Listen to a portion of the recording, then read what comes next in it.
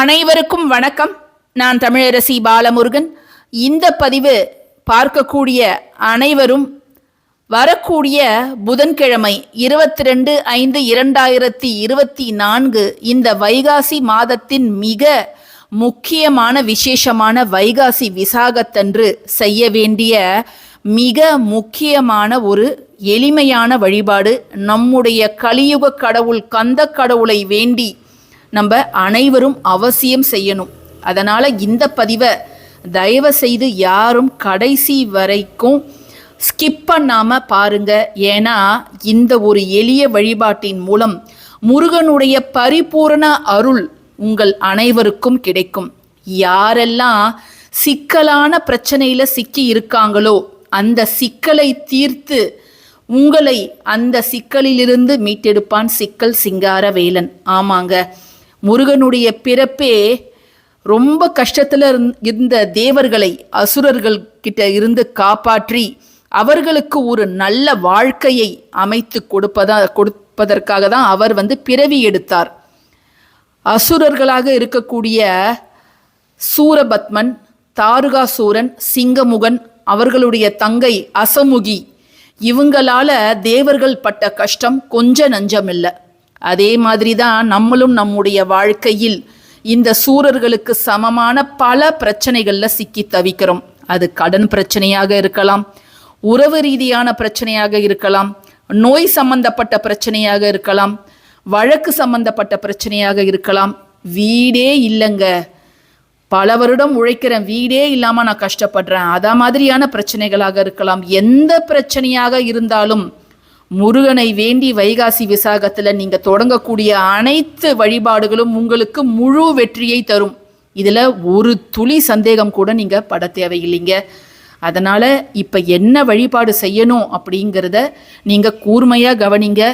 அதே போல் நீங்கள் அந்த வைகாசி விசாகத்தன்று அதை செய்யுங்க.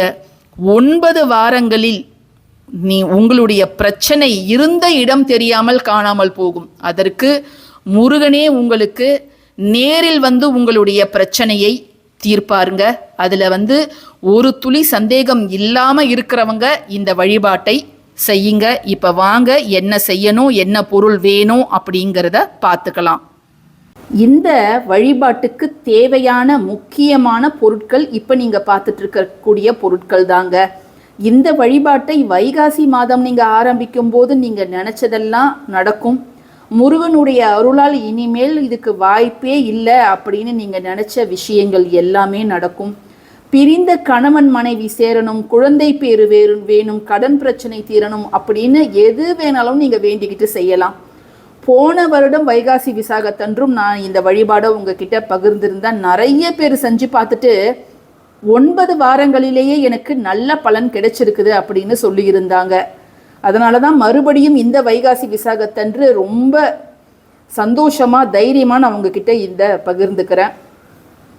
ஒரு மண் பவுல் மாதிரி எடுத்துக்கோங்க.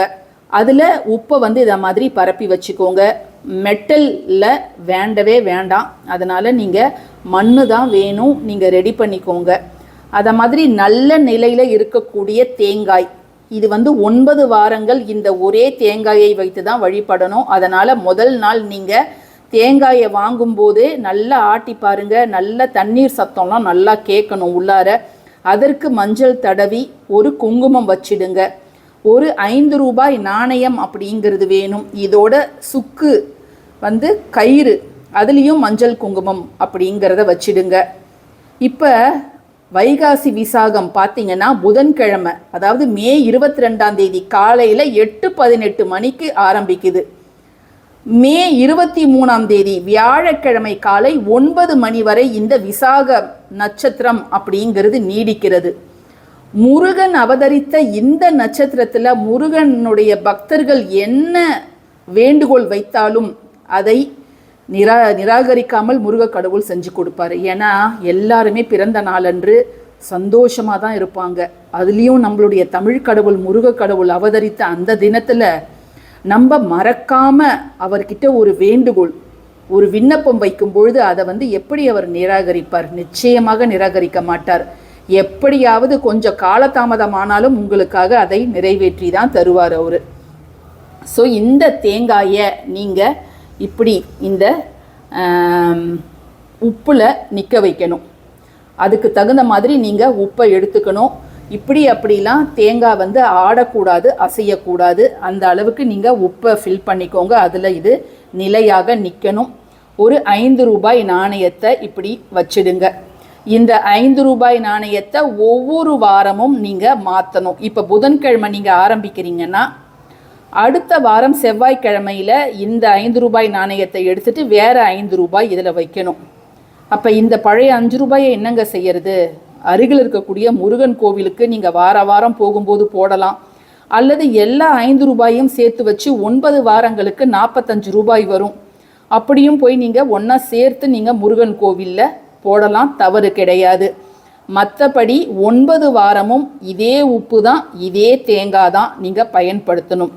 இன்கேஸ் நடுவில் தேங்காய் கொஞ்சம் அழுகின மாதிரி ஆகுதுங்க, ஸ்மெல்லு வருது, இல்லை கருப்பாக தண்ணி வருது அப்படின்னா அப்போ வந்து அந்த தேங்காயை கால்படாத இடத்துல தூக்கி போட்டுட்டு நீங்கள் புது தேங்காய் வச்சுக்கலாம். புது தேங்காய் வச்சு மீதி இருக்கக்கூடிய வாரங்களை உங்களுடைய பிரார்த்தனையை நீங்கள் வைக்கலாம். இப்போது இந்த வைகாசி விசாகத்தன்று புதன்கிழமை அன்று எந்த 2 நேரங்கள் ரொம்ப உகந்தது அப்படின்னு பார்த்தீங்கன்னா, செவ்வாய் ஹோரை அதில் நீங்கள் செஞ்சீங்கன்னா டாப்பான ரிசல்ட் உங்களுக்கு முருக கடவுள் தந்தருள்வாருங்க. ஆமாங்க, ஏன்னா செவ்வாய்க்கிழமையில் வரல வைகாசி விசாகம், புதன்கிழமையில் வருது இல்லையா?